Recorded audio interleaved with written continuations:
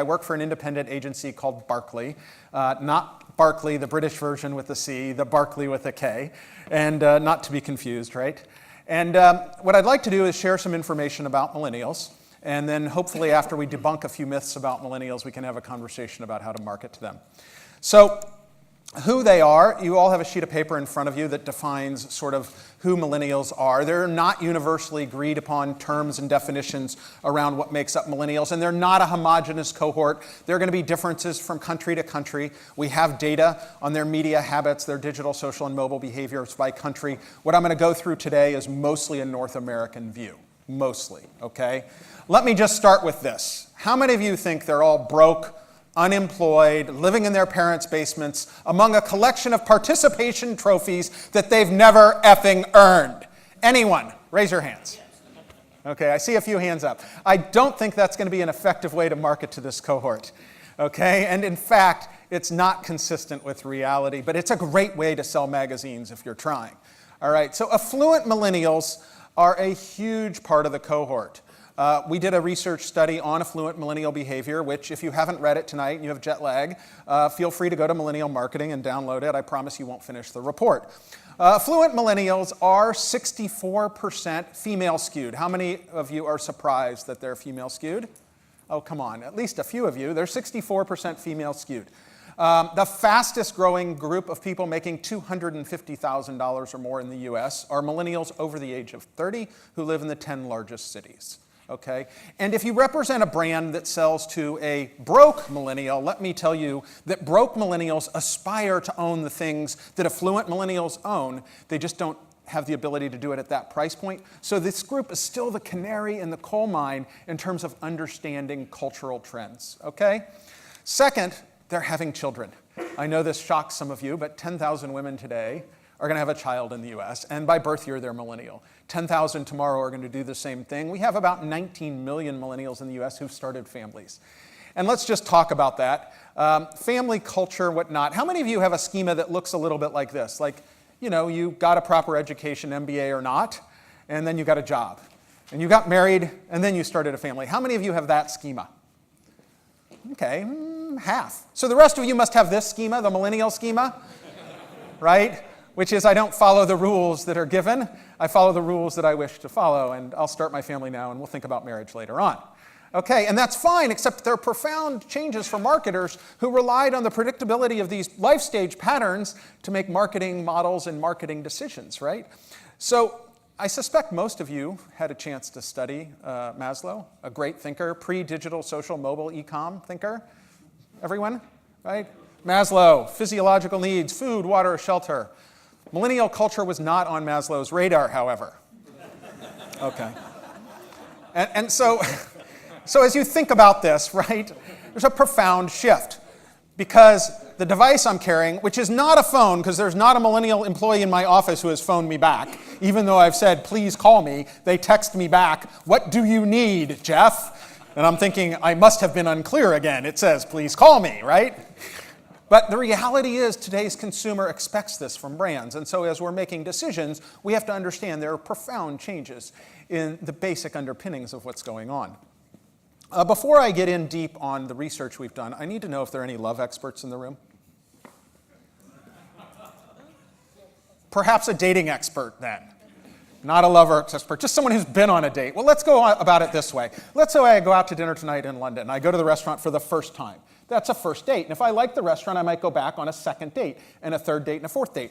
And as I enjoy this restaurant, I'm going back again and again and again. And I have increasing interest in this brand. Increasing interest up until a point. And at some point, I get bored with the brand. And today's modern consumer, when they get bored with brands, have almost no switching costs because there are so many direct and indirect alternatives. So I can get more interested and more interested and more interested and then switch instantly. I can move across the street to a different restaurant. I can leave the entire category and find an alternative to the restaurant. And so as you think about this and the low switching costs, it creates challenges. It means most brands have to give up equity they have in an old schema in favor of a new schema addressing a need state ahead of their comfort factor, because their profits are built on the old schema, but we know the consumer is going to get bored eventually.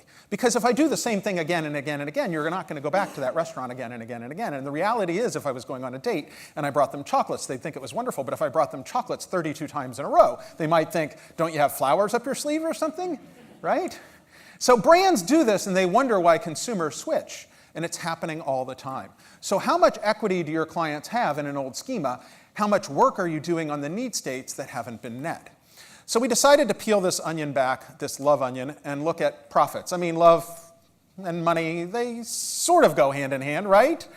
Anyway, we decided to look at the financial implications of millennial influence. And so I think there are probably 5 KPIs we'd like to look at. The first 2 are brand awareness and overall satisfaction.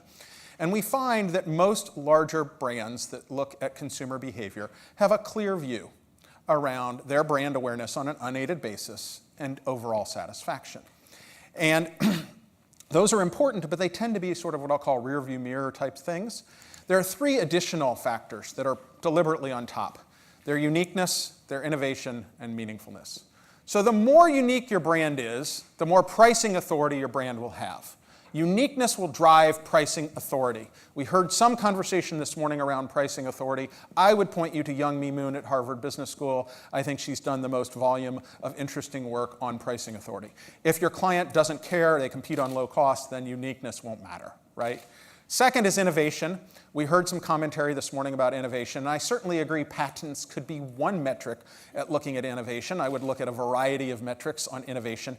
Innovation is the secret sauce that today's modern consumer expects from brands.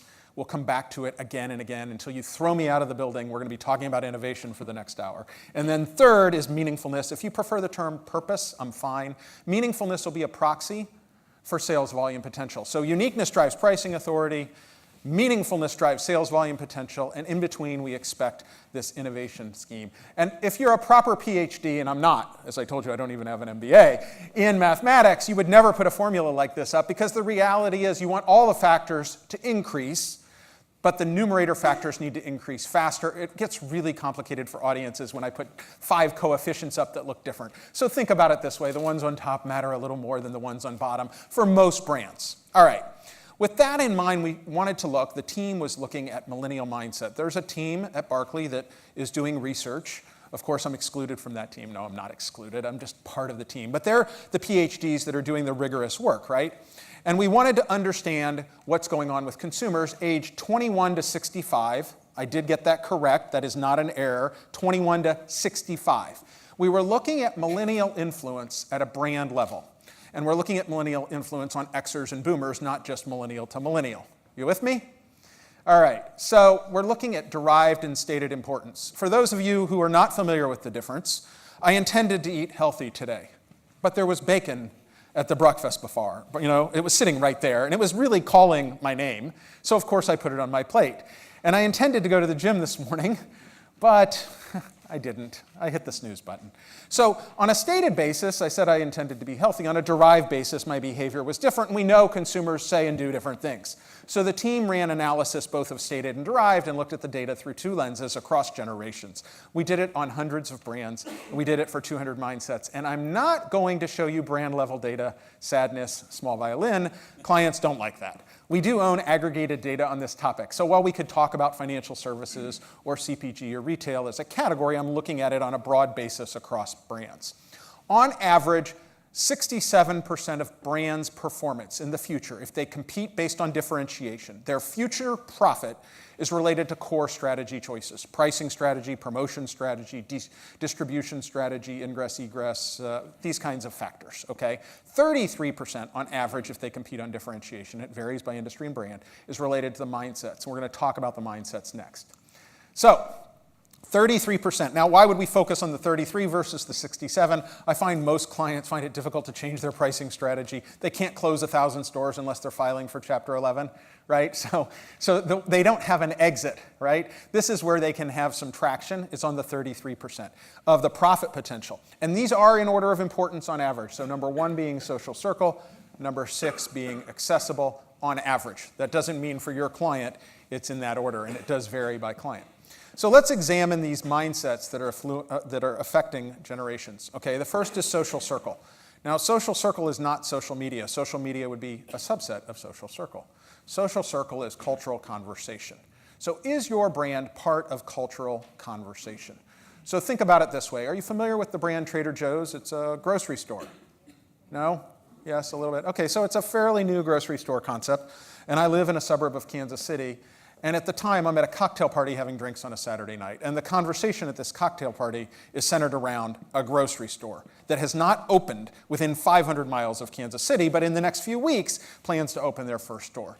And I'm befuddled by it. I mean, really, people are having a conversation about a grocery store, but if you think about the social circle that brand has, the word of mouth and the word of mouse that brand gets, that drives interest in the brand. So that explains their social circle. I have a daughter who lives in San Francisco, and she works at Pinterest. Let's keep this PG-13. If she's on Tinder, I don't know. I don't need to know. I don't want to know. If you know, don't tell me. Okay?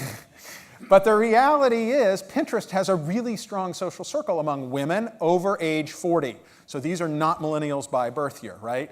They're millennial mindset perhaps, but not by birth year. So again, cultural conversations taking place. The second driver, and I suspect almost everyone in this room would be familiar with that, is self, or the emotional connection consumers have to brands. So it's been on marketers' lists for a long time. It was the second trigger we found in the research. And the reality is, if you have a strong emotional connection, you're less price sensitive, so there's some price elasticity your brand has. You don't trade away from the brand as frequently when there's opportunities to trade away. There's more loyalty, things like that. And the coffee economy is one that definitely confuses me.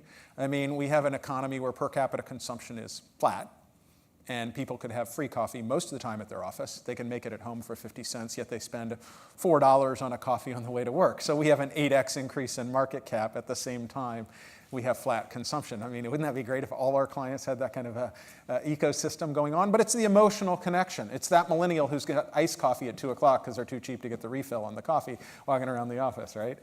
So third is innovation. Innovation has come up before in the talks this morning, and it's going to come up several times. So we actually found consumers were willing to pay for innovation.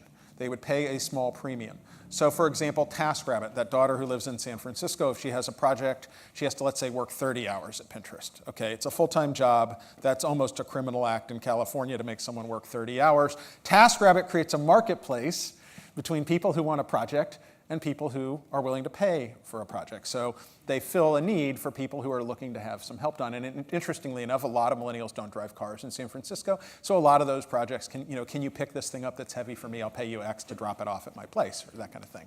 So it's an innovative kind of brand.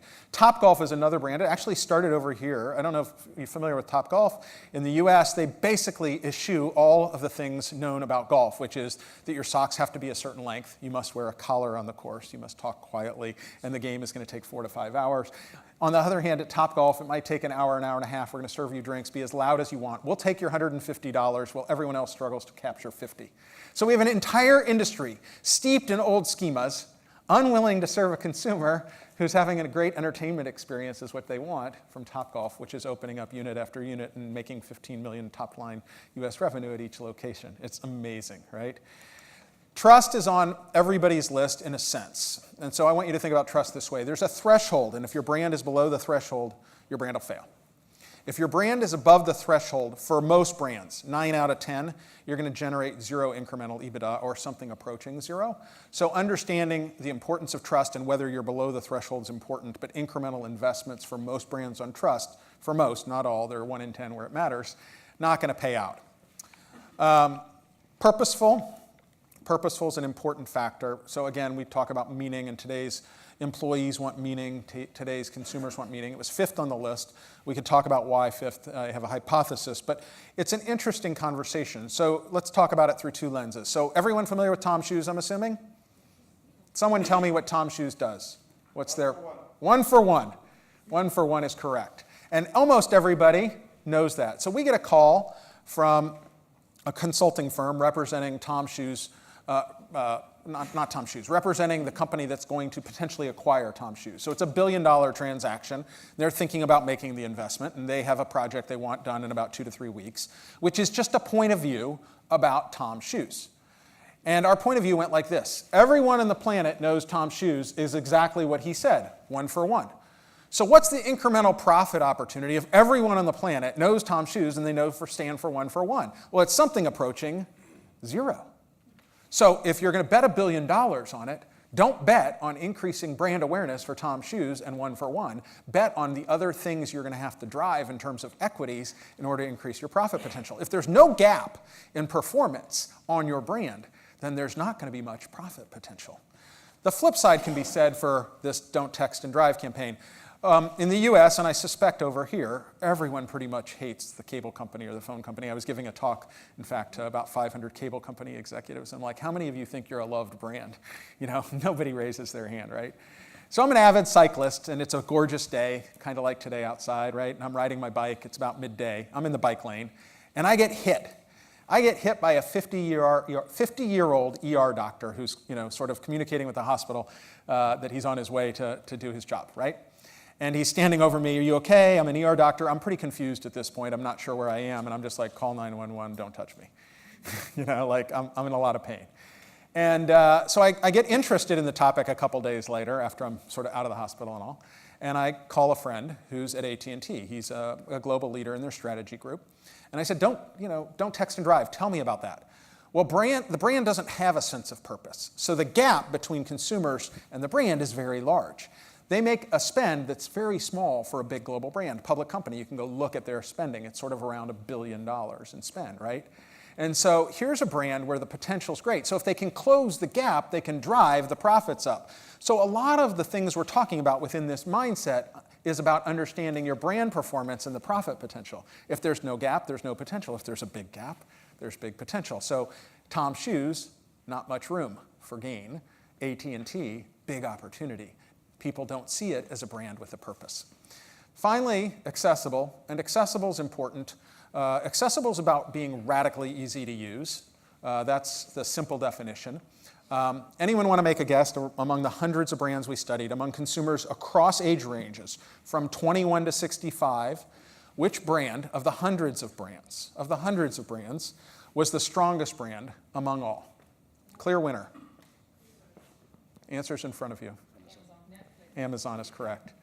Amazon is the strongest brand of all. And the thing that's interesting, even though this is 6th on the list, is most of these are disruptors. Most of you might have been exposed to Michael Porter, a business strategy expert. And Porter had theories which all held true up until about 2010, and I'd argue they're all crumbling today because they're pre-internet theories, they're pre-e-commerce, and we don't have to have a traditional ecosystem of supply chain. In fact, the consumer can be part of the ecosystem. Just look at Airbnb. They don't own any of their properties, right? So if you can address need states in a way that's fundamental, and many times large brands are aware of them but struggle because of conflicts in their own mind around doing it, then you can be radically accessible. If you're interested in this accessibility topic, I'd Google search network operator model and read a little more later on. That's not something we've done extensive work on.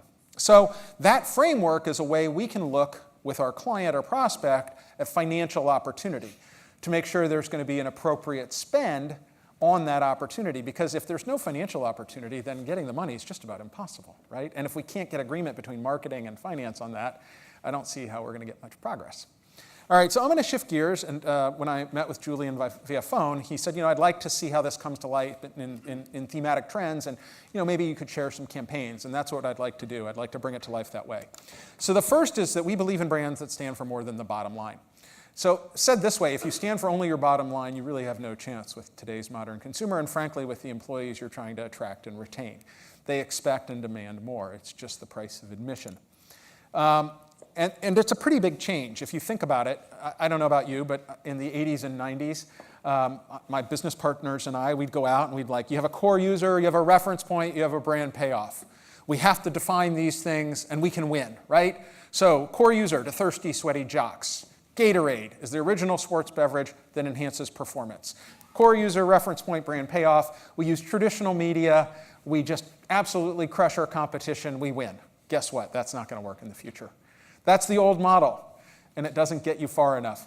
So the great brands of yesterday were storytelling brands, and the great brands in tomorrow are story-living brands. And there's a profound difference, because today's consumer wants to co-create the story.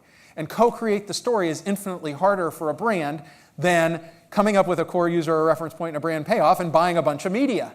I mean, if I go out to dinner tonight in London, right, and I have this amazing dinner, not only do I love it, it's great, all that kind of stuff. If it doesn't go on my Instagram account, did the dinner exist? No, right? I mean, that's just the way it is. And so I'm curating my identity as a millennial mindset consumer with brands that I prefer. And they have to understand that that's important. So we have a skeptical consumer. This consumer demands proof. It's not enough to say something. You must have a real point of view towards it. So Tesla is a tremendous example. They say they're all about innovation, making the world a better place, reducing the carbon footprint. They take their intellectual property and make it available to their direct and indirect competitors as long as it's good faith use. How many of you have clients who release their intellectual property to their competitive set? I mean, it's fascinating to me. But their brand fans love it. So again, you think about the social currency of a brand like Tesla, who gets outspent by every major car company, yet they dominate the conversation because of their behaviors. I also wanted to bring in this example because I think it's a fabulous example. It's a very small brand in South America, and I know this is a global forum, and I suspect it's not something you're familiar with, maybe a few of you, but it's a great way a local brand attacked a community problem. So let me share it. The University of Engineering and Technology was about to open the application period for 2013, so they needed to call students' attention. Lima and its surrounding villages are located in the coastal desert of Peru. In this place, there are many people suffering from the lack of potable water. Acá en este pueblo de Pujama, todos, mayoría sacamos agua del pozo. Y no es agradable y es contaminado. The presence of rain in this region is almost zero, but the atmospheric humidity is about 98%. Inspired by this, we worked as a team, UTech and the agency, to build the first billboard that produces drinking water out of air. The billboard has a unique technology that captures the air humidity and turns it into drinking water. Cada generador atrapa lo que es la humedad del ambiente. De ahí pasa un sistema de osmosis inversa. Cada tanque almacena promedio de 20 litros. Las 5 máquinas van a hacer este proceso y se va a almacenar todo en un solo tanque. The billboard has already produced thousands of liters of drinking water. That equals the water consumption of hundreds of families per month. ¿No? Que pongan en diferentes lugares, ¿no? Si es posible en cada anexo, en cada caserío, en cada pueblo, para que el agua sea generada por medio de los paneles, ¿no? Un agua que realmente nos da vida, ¿no?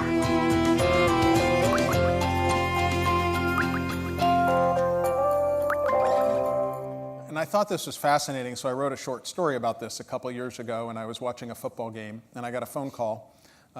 And this fellow introduced himself. He said, I'm a very senior level engineer from a very large global brand. I read your story. I grew up in Africa. I actually bought a plane ticket for 2 weeks now. From now, I'm going back to the town I grew up in. Nobody has drinking water that's potable.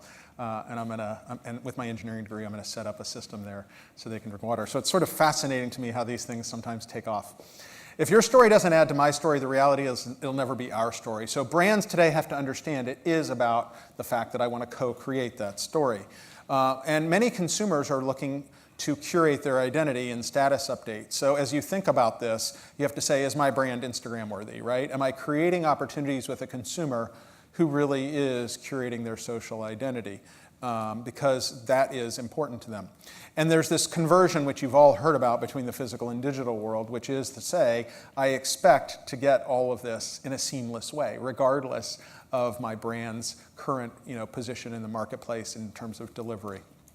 As I collect this experiential currency, I'm looking for adventure.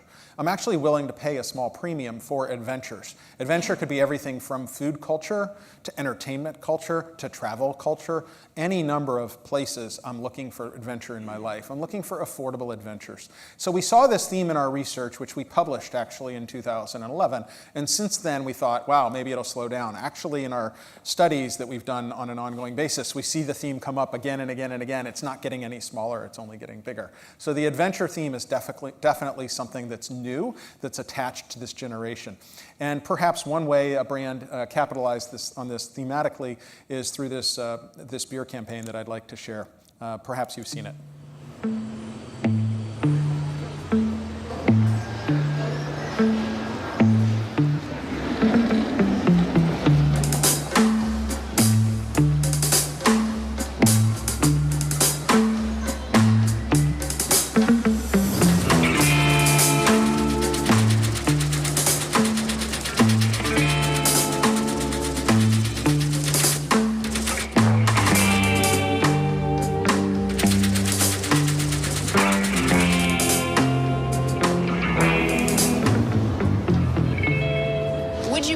press the button and take your chances? You would have to go right now. You have to change your plans. No way we can change these plans. No. His is a bachelor party. I have to go through security, get on a plane, and go back to my real life. You know, it really sounds tempting, but How come you can't cancel the trip? because it's for work.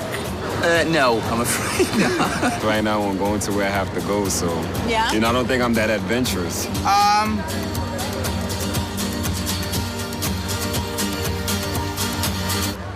Shit, why not? I love it. Yeah. I love it. Let's go. You're gonna press the button wherever it goes. That's where you're going. You're right. changing those plans and going in a heartbeat.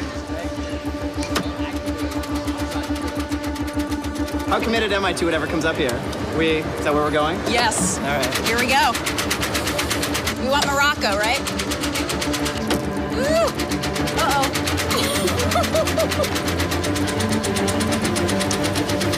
Looks like Cyprus. I'll do Cyprus. You'll do Cyprus? I'll do Woo! Cyprus. How about Laos?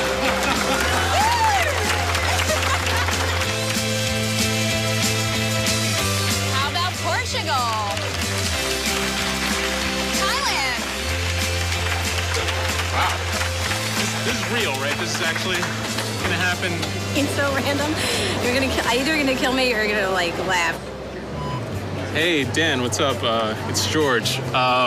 Some weird news, I guess. It doesn't look like I'm gonna be able to make it out there, but I may make it out there sometime after I'm back from Thailand. I have no idea what you're saying. Are you going to Cyprus right now, or you're coming home first? No, I have to cancel my flight. Should be pissed. Crazy. Yeah. Are you crazy? Maybe. I don't know. So where's the button? I'm ready to push the button. Rachel, I'll see you later. I'll see you later. I'm going to push the button. Oh, I want to go home. Let's go to Laos. Go to Laos.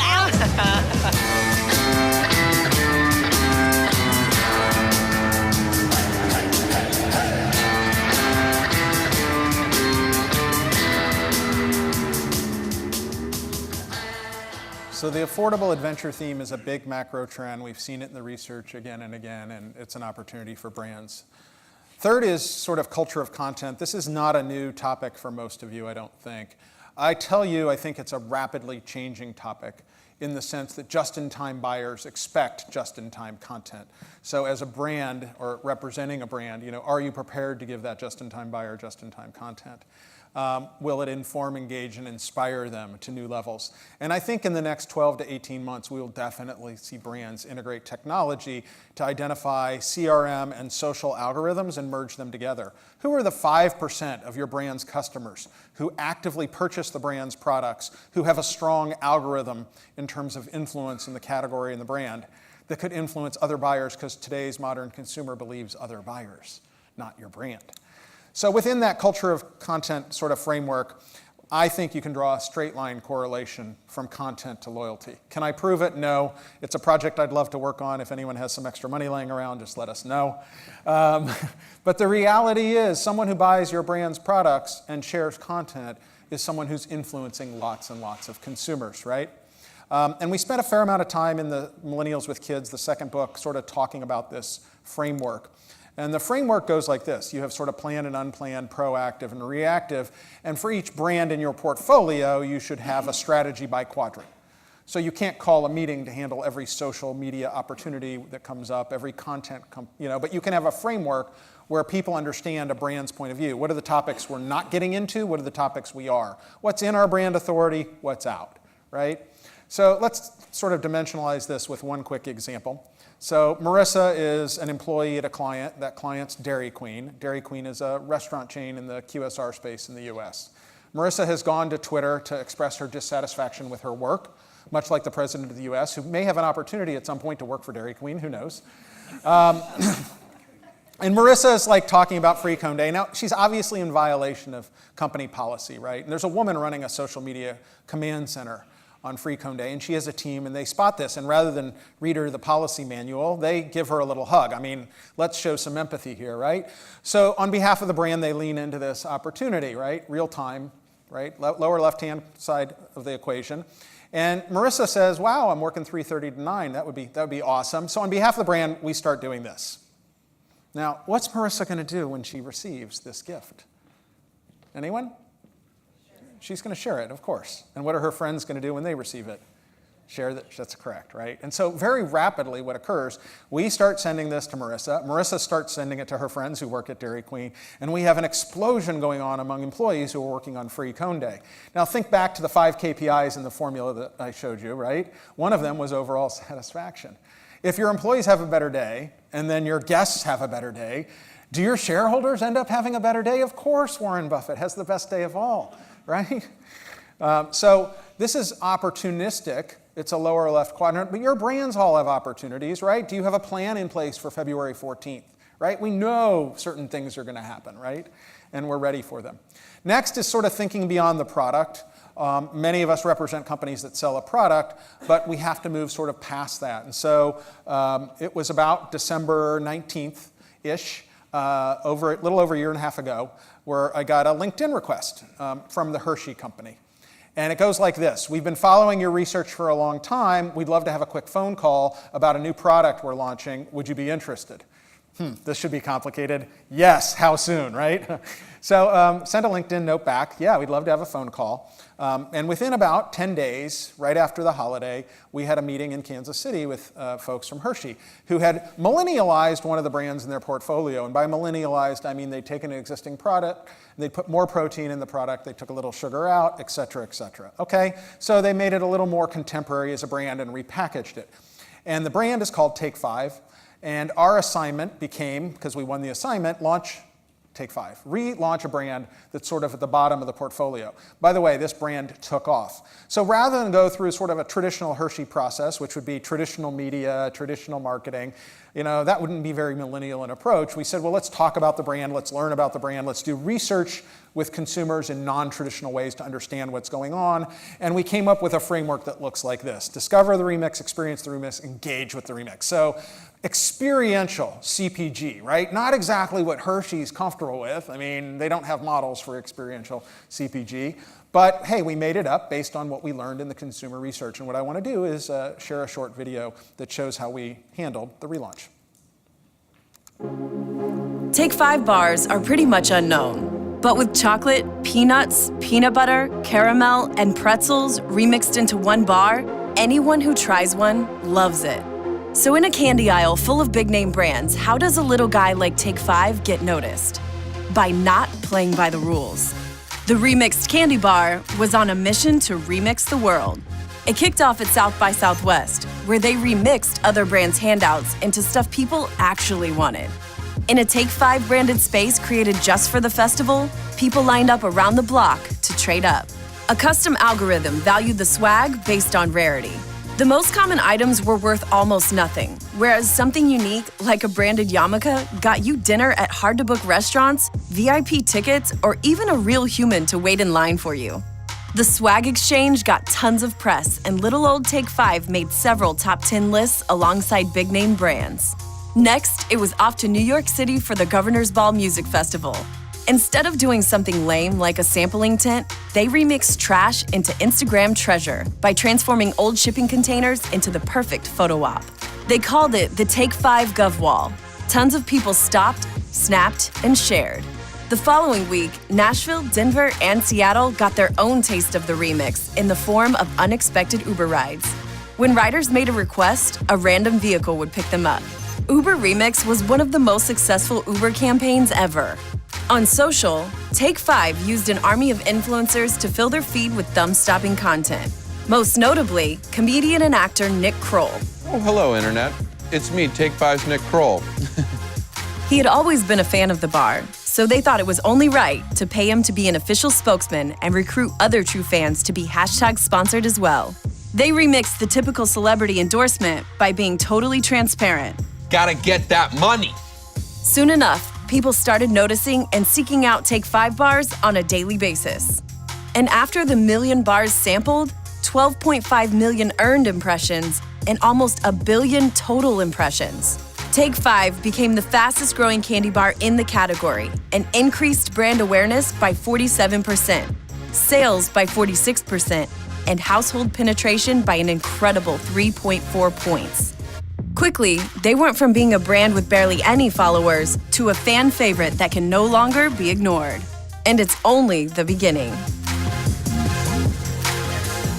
So this wasn't just Barclay's success for Hershey's, it was Barclay's success. I mean, it was for Hershey, but in the sense that they outpaced everyone in the category who had new products, right? It wasn't the best in the Hershey portfolio, it was the best in the industry. So it was kind of fun to share that at the National Candy Conference this year. Many people were pretty shocked by what had gone on with a relatively little budget, right? I mean, we didn't use a lot of traditional behaviors and traditional forms of communication. So I'm coming back to the notion of innovation. Today's modern consumer has higher expectations. I don't care if you're a restaurant, you still compete with Amazon. You could represent a hair care chain, you compete with Amazon, because today's consumer is changing expectations relative to high-performing brands. Amazon being one of them, others, of course, would be included among the list of network operators. So as consumer expectations, they change rapidly, and it's not whether your brand competes with those brands directly, but they do from an attitude standpoint. So on the notion of expectations, I only wish my children had been dressed in this outfit. I would have probably had a whole bunch of them. But you have to find hacks, right? That's what consumers are looking for. Make my life easier. Make it simpler. And that's what innovation is. It's not always big things. Sometimes it's small things. So within innovation, I have a major challenge. I think most brands are looking at innovation through a lens that I cannot accept. So if you had a company and they had 20 brands on the shelf, they wouldn't expect 1/5 of their profit, 1/20th of their profits, 5% of their profits from every brand. They'd have some brands with more and some brands with less. Yet many companies sort of look at innovation through a one-size-fits-all filter. And yet I know they don't do that in any other aspect of their business when they look at profit opportunity. So for the simplicity's sake on innovation, separated disruptive and sustaining innovation. We could have a conversation around cultural innovations, the fact that there are more single people in the US than married for the first time in history. What is your brand doing about that? If your brand is, selling at certain sort of seasonal periods. But just to make it simple, disruptive and sustaining. And most companies, when it comes to sustaining, they're going to make, let's say, 92 to 97% of their bets in sustaining. And they'll use rational ROI processes. So they rapid prototype ideas. They put sort of rational ROI metrics in this, and they say, is this a scalable opportunity? I'm not going to quibble with them about their methodologies. They may be perfect, they may not. But I challenge them that they make something less than 100% on sustaining. Because if all you're doing is focusing on the incremental gain opportunities, you're saying there aren't any indirect disruptors. They're going to fundamentally shift our brand performance, which is really a fail. Second, when it comes to disruptive innovation, you must use a completely different model. So you can't have the same approach to A as you do to B. So with disruptive, there are two questions I think you have to ask and answer. Question A, is this idea consistent with our brand authority? Question B, can we afford to make the bet? Don't apply the same rigor and ROI models to your disruptive ideas. All you're going to do is make a no-go decision every time. You're going to take all your disruptors and decide not to move forward because they don't look to be scalable. They don't hit the ROI threshold. So you have 3 to 5 disruptive ideas over here, you have your sustaining ideas over here, and you have a bifurcated approach to innovation where you're thinking about it through different lenses, just like you would any other products in your portfolio. I mean, you wouldn't have a product portfolio where everything's going to be the same. That's not the way companies operate. So innovation, big opportunity. We know consumers expect it from brands. It starts with empathy. Have you done the work to understand the need states?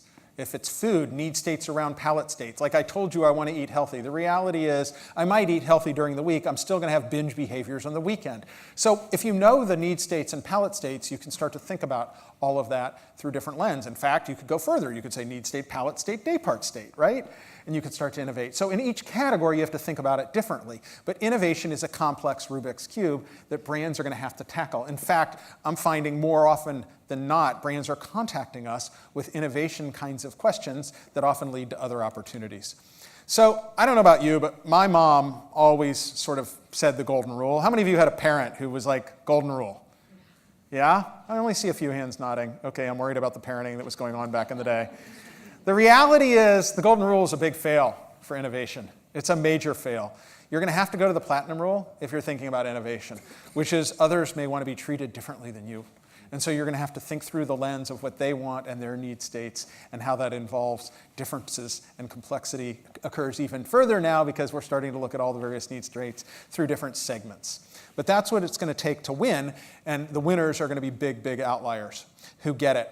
So I thought it would only be appropriate as a sort of final creative case, one that maybe took place right here in the UK, a simple, I'll call it relatively simple, advertising innovation, although I'm sure at the time it seemed much more complicated, and I suspect a few of you have actually seen this case. So here it is.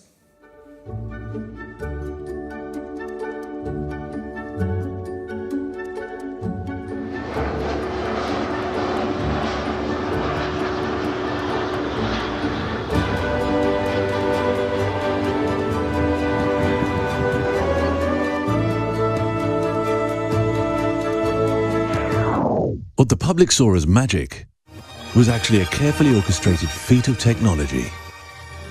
We mounted an ADS-B antenna on the roof of a nearby building to read live data directly from each aircraft's transponder within 200 kilometers. All aircraft emit radio waves containing their speed, altitude, GPS location, and a call sign. Our antenna was connected to a PC with a custom-built application, which identified the British Airways planes and sent the data to our cloud server that controlled the billboards. We created a virtual trigger zone in the sky that acted like a tripwire, so that when a BA plane entered our trigger zone, within 0.2 seconds we'd cross-reference the registration number with flight data from Heathrow to determine the destination. Cloud altitude data told us if the plane could be seen, and if it could, the information was sent to our billboard, interrupting the current content and playing our ad.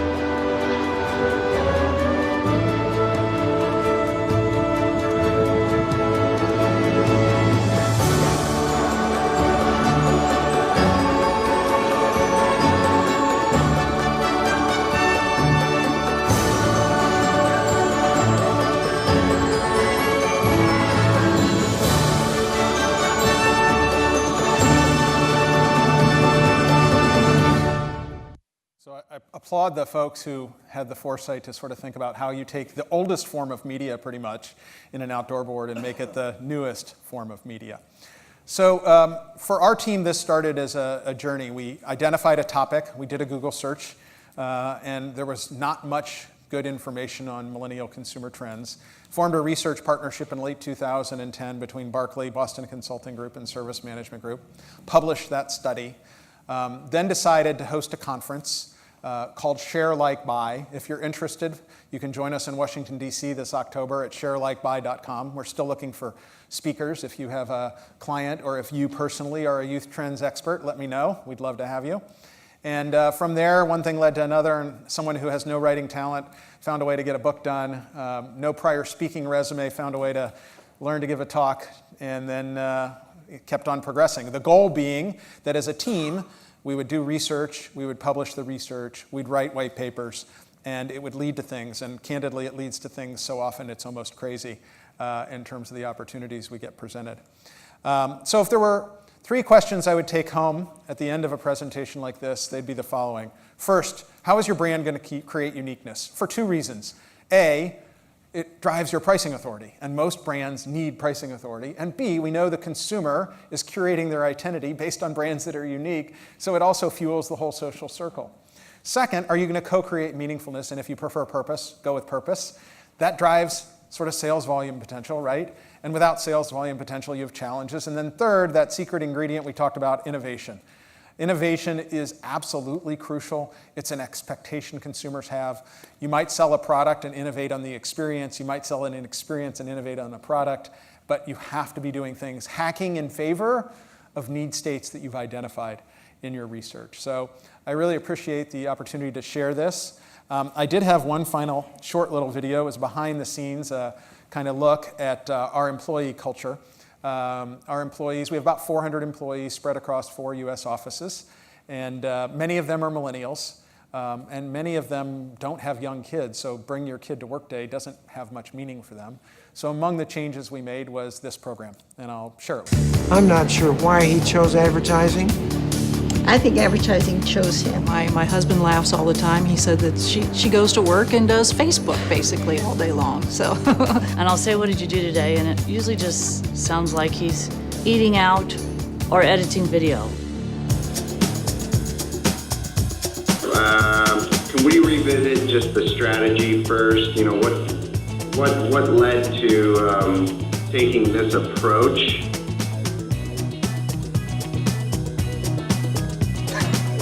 Has anybody ever experienced virtual reality? Oh, Dick, you should see this, honestly. Oh my gosh, I'm falling. Welcome, moms, to the Social Command Center at Barkley. DENK is like a term they use that say, like, this is a good, high-quality thing. And it comes from weed culture for that. You're like, it's dope, it's good, it's like whatever. Dang. How heavily are you ingrained in the weed culture? Not heavily. Spirit Airlines, how can we make a 4th of July themed email a little bit weird? What about the founding mothers? You know, they never get mentioned. Yes. Oh, look at this. Oh, my word. Oh, I'm glad I went to the restroom. No body hair. Some off of the legs a little bit. He's a pretty hairy guy. Some on the happy trail. This is an easy one to wrap up. We have the Founding Fathers got around, and so can you. I think this is a solid email. I'm going to type it up so we don't forget it. I'm putting that in for July 4th.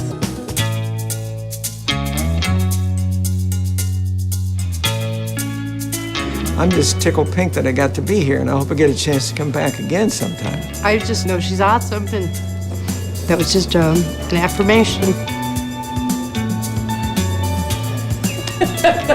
I love knowing you all, knowing he's with people like you all. That's so cool. I learned that I'm really proud. I'm really glad that you're doing what you love with really cool people. Sorry. You're making me cry.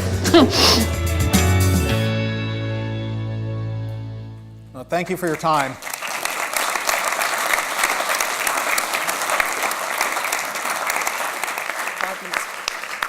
So I'd allowed about 10 minutes for Q&A. Maybe we keep it a little shorter to get some time back. But if you have questions, I'm happy to talk about what I covered, or I'm happy to talk about the business development side of this as well, which is also interesting. So, questions?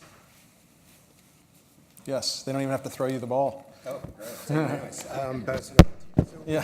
Terrible best. So, just looking at the campaign that you did with the social connections for Hershey's. Yes. Now, how receptive were they to actually the initial idea? Did it take a little bit of sell-in? And over what period of time did it take to sell it in? So the question was, could everyone hear it? It was about Hershey and the initial idea and how receptive they were to the sell-in and whatnot. I mean, this happened very rapidly, right? We got a call in mid-December.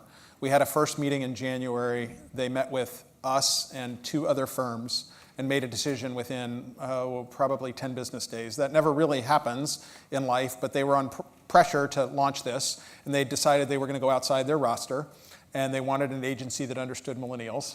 So, we were immediately in their radar, even though we didn't know that we were on their radar, right? The sell-in process, I mean, once you get hired like that, it started with consumer research. So once they bought the research, it becomes much easier to sell in the idea. Had we not done the research, I think it becomes much harder, and you have a debate of religion. But we studied using some interesting techniques this topic with consumers on a more qualitative basis. We already had quite a bit of quantitative data that we published that you can see at our site. So they'd already seen some of that before they came in. I mean, there's obviously give and take, but at the end of the day, they were like, we hired you because of your knowledge of millennials. We don't have a lot of money to spend. This seems like an interesting sort of approach. So, I didn't have to sell it in. There's a team that had to do that. But, it worked. It won a national Addy and all that kind of good stuff. And it's exciting. Great. And just second part, if I can. Yeah. Oh, there's a mic on here. Great. Yeah. For the second part of the question is, do you see this type of activity that you're producing right now being, transferable over to other brands and they get it fairly quickly? Or is this going to be a learning process for you as you go on to the next brand, to the next brand, and the next brand? In terms of, the question was around how transferable is this. I mean, the strategy process is fairly transferable, right? From brand to brand, category to category, even geography to geography. If you have local experts in their market that know the trends, right? The activation side is a matter of culture and willingness to accept risk, and that's harder. But at some companies, when they start to feel pressure, and Hershey's under a microscope, and you can see that, then they're more willing to change. And if they know that they need to make changes, then they're more receptive to it. So I think there's opportunity, but it's not a guarantee. Obviously, you could walk into a company and they could be like, we hate it. And then right away, it's like not a fit. I think the strategy part is fairly transferable, but then you get into the execution and that gets harder in terms of their comfort zone. Yeah. Other questions? Good one. No other questions? Okay. Well, I'm good. Thank you very much. Thank you very much.